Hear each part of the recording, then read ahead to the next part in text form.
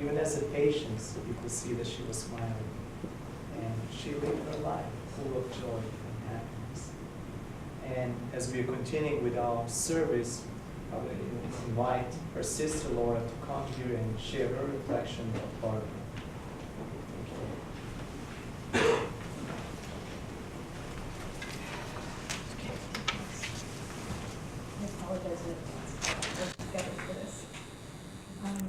So first of all, I just want to say thank you for everybody for coming. You are Barb's peeps. She would be, and she is, I'm sure, so touched knowing that you're all here today. And I just want to give a special thank you to Sally in the back, who drove up from California, Southern California for this. Sally and Bob met on a CF online forum many years ago and became fast friends. And I told Sally today she's probably the only person in the world that really understood what Barb was going through on a daily basis. So, also thanks to Chris for helping me set all this up. I appreciate your support, not just with this, but also over the years we've been working with Barbara. Okay. Barbara, beautiful Barbara. Beautiful, she's sensitive, witty, sometimes impatient, silly and giggly, loyal, hardworking, very punctual, stubborn, loving and kind, and a fighter. What a fighter. As you witnessed in the photos we just saw, Barb had a full and happy life despite her circumstances. She was loved by many, and she never let the illness slow her down. As we all know, sometimes photos only tell part of the story. Behind the scenes, life was a bit more complicated for Barbara. And today I'd like to share a little bit more about her life with you. Barbara was born with cystic fibrosis in 1966 with a twin sister that was spared the disease. My mom and my dad actually didn't know they were having twins, and Amy was born first. Barbara came after. They were number 8 and 9 in an already very large family. And with 5 girls before they were born, my parents were assuming it was a boy, and so had only picked out boy names, and had kind of run out of good girl names actually at that point. So they couldn't come up with anything. The hospital named them baby A and baby B, and eventually that turned into Amy.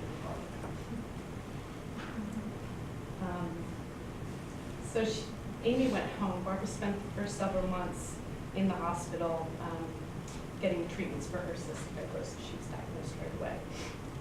We were all excited the day that we knew she was coming home from the hospital. When her parents went to go pick her up that day, the nurse was handing her to my parents and accidentally dropped Barbara. And she suffered head trauma and needed to be readmitted to the hospital for another lengthy period before she successfully made it home to her family. Did I mention that this girl was a fighter?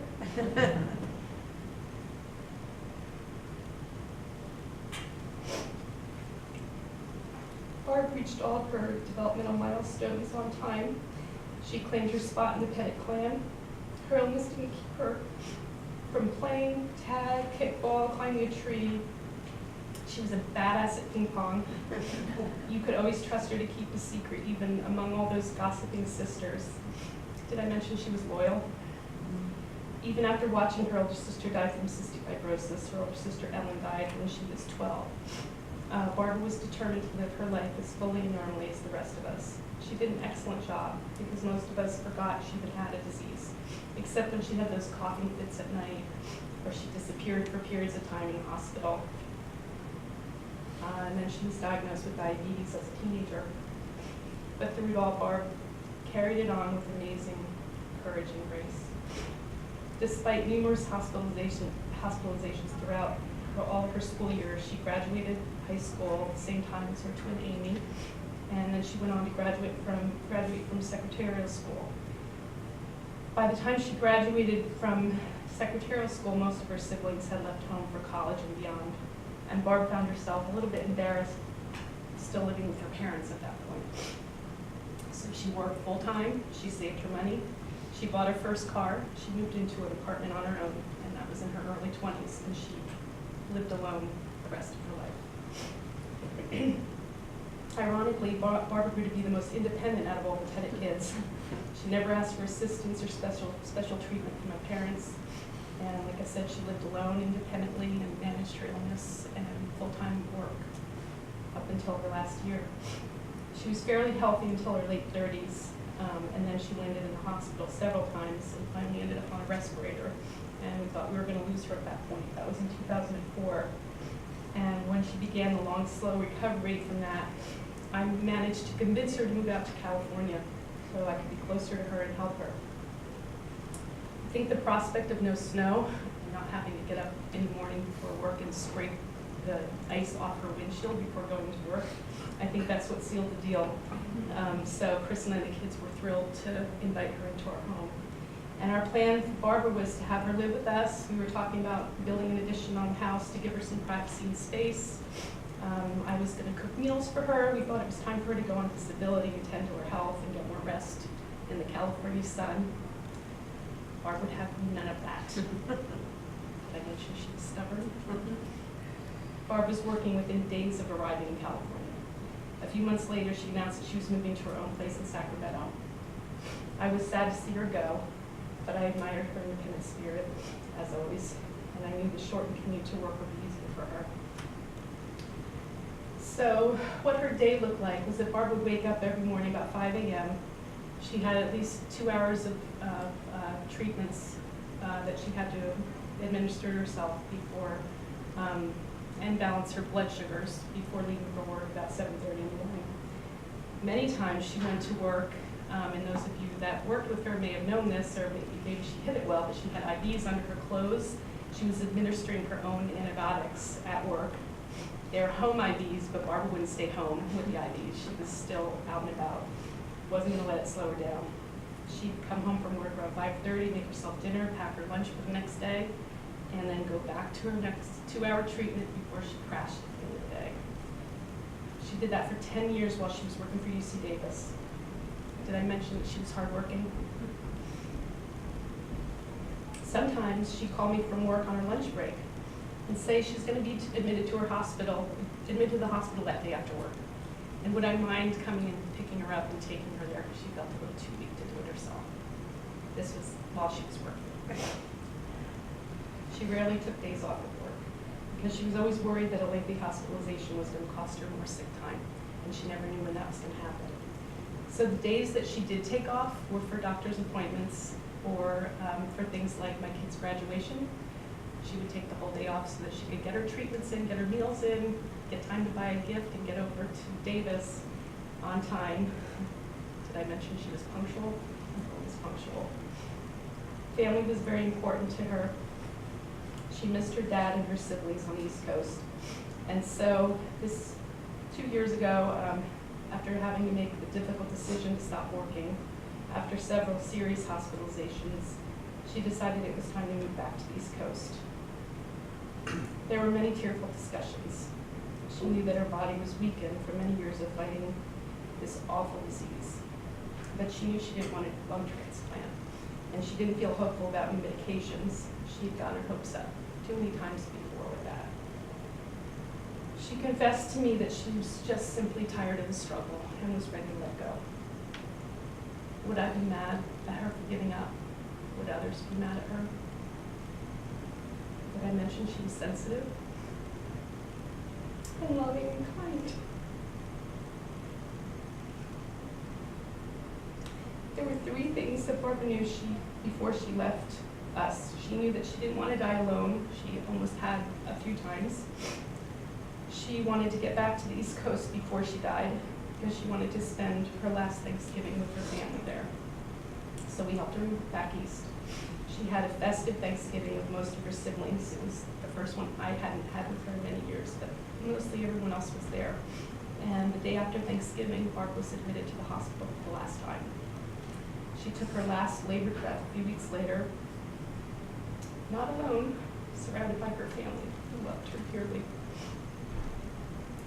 Right before Barbara left to go to that hospital the last time, she changed her Facebook picture to a single purple rose. And some of you that are on Facebook might have seen that. And Sally was telling me today that that represents cystic fibrosis. I did know the story about 65 roses. There was a child at some point in time that I guess had the disease and wasn't able to pronounce it correctly, so they called it, the child called the disease 65 roses, and that's kind of become a representation for the disease. So I brought 65 roses, purple roses, for us today, and I'd like you to grab some before you leave. I want to share them with all of you as a little token for Barbara. And now I just thought we could open this up to the group. There's no pressure on anyone, but if anyone would like to share, you can come up here, you just share whatever.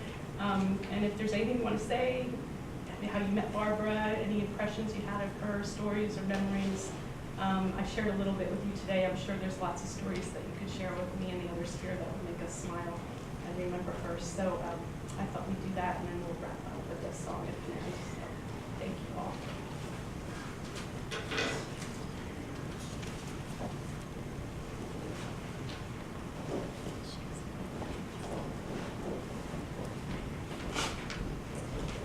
My name is Erin O'Brien, and I wanted to share with you guys a special story about Barbara. I met her about 5 years ago when I first moved to Sacramento, and it was the first time on my own to have my own apartment, which was very nerve-wracking after college and everything like that.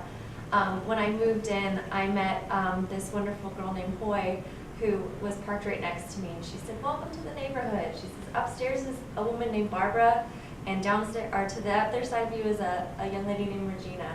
I knew right away that this was going to be my family, because even though I was there alone, I needed to grab onto these 3 other women. So we started talking, and we would hold monthly potluck dinners in one of our apartments, so we were always trading off, and it was always fun to just kind of laugh and enjoy the time with Barbara and her time with us. And then tonight, as I was coming off of work, I was going, I need to grab something to eat before I come over. I didn't know where to go. And of all places, and I didn't think of this till I was sitting down and eating alone, was that I was in Loman's Plaza, which is right down the street where we lived, where we used to go for dinner. And as I sat there, at first uncomfortable about being alone, I thought, my good friend Barbara is across from me having dinner with me tonight. And so that was very special, because I knew it was our place and where we met. So it's very special.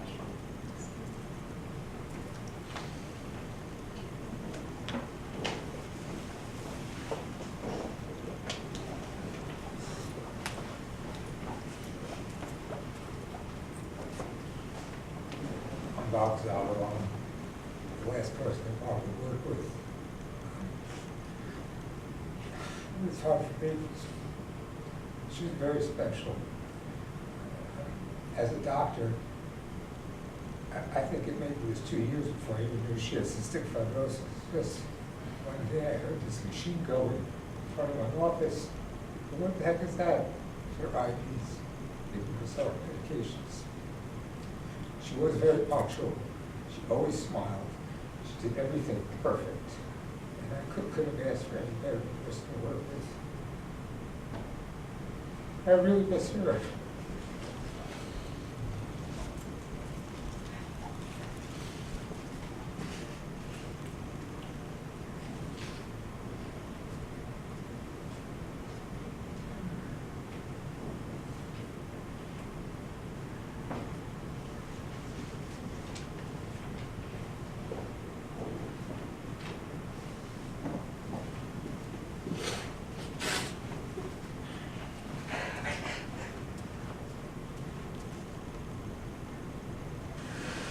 So, I met Barbara here. She worked with me in the same department. At first, I always thought that she had a cold. She just always got I'm always bringing cough drops over and asking if she's okay, if she needs like more water or something.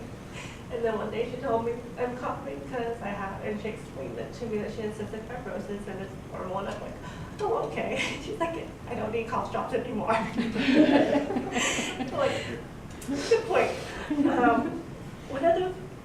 Well, Barbara is always at work. She's friendly and she's hilarious. But it was always, we talked about work stuff. So one night we decided a group of us were gonna go out, choose 3 sisters because she loves Mexican food, and just hang and just relax. I didn't know that Barbara liked margaritas. I ordered one. Lisa B ordered one, and Margaret's like, and then Barbara's like, well, you know, if you guys are gonna have one, we're gonna have one too. Barbara can talk. Yeah, Margaret. I've never heard her talk that much ever. She told stories, she told jokes, and she giggled. I will never forget her giggles. She just giggle. So that's my fun memory of Barbara.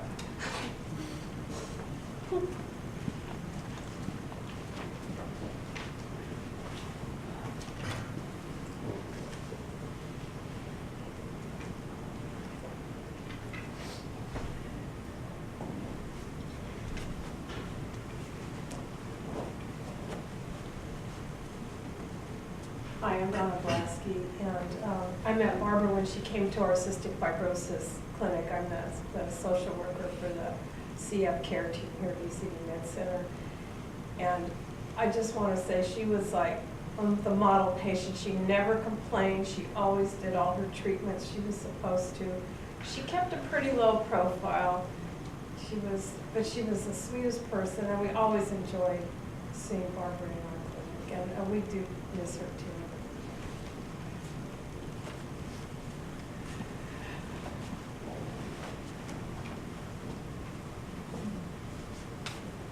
Good evening, everyone. My name is Regina Leo, and I'm one of the neighbors of the family that's here at Regency Apartments. Since Barbara moved out, that was the last time that Erin and I were able to see her, and we were able to, what a blessing to be able to see her before she moved to the East Coast.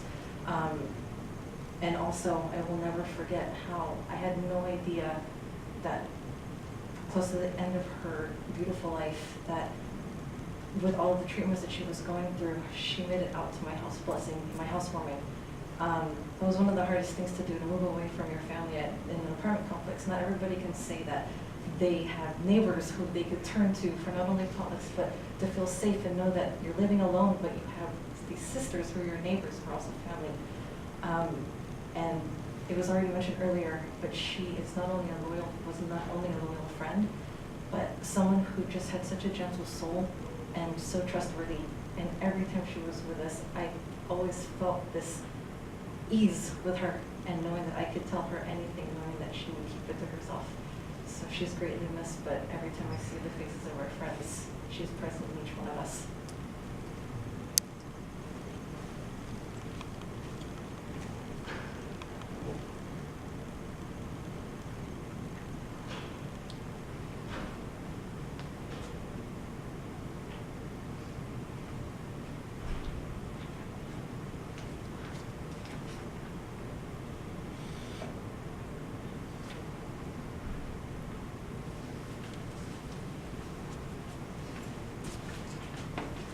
You know, as I was listening each of you and sharing your impact of Barbara and how she had touched your heart and soul, I was wondering, will my colleagues, will my manager and teacher cry for me if I die today? I didn't know about that, but I can tell that Barbara was really a real person, and she was a friend to you, and I can tell also that you were missing.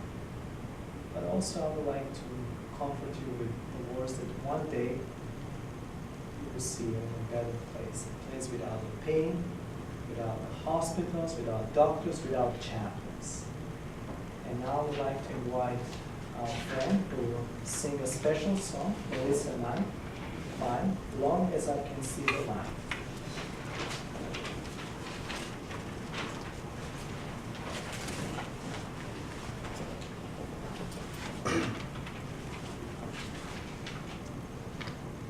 And Melissa knew Barbara for as long as she was out here.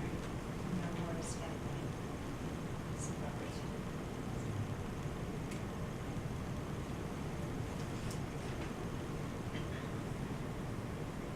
Put a candle in the window, 'cause I feel I've got to move. Though I'll be coming home. Long as I can see the light. Pack my bags and let's get moving, 'cause I'm bound to drift a while. Well, I'm gone, but you don't have to worry long. Long as I can see the light. Well, I got those traveling bones. This feeling won't leave me alone, no. Well, I'm gone, but I won't be losing my way, no, no. Long as I can see the light. Put a candle in the window, 'cause I feel I've got to move. Well, I'm gone, but I'll be coming home to you. Long as I can see the light. Long as I can see the light. Long as I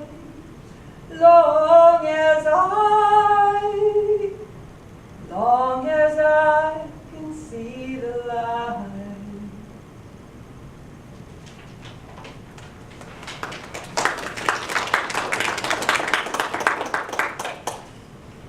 Thank you, Melissa. I'd like to share with you a poem written by Linda Ellis called The Dash. I read of a man who stood to speak at the funeral of a friend. He referred to the dates of the tombstone from the beginning to the end.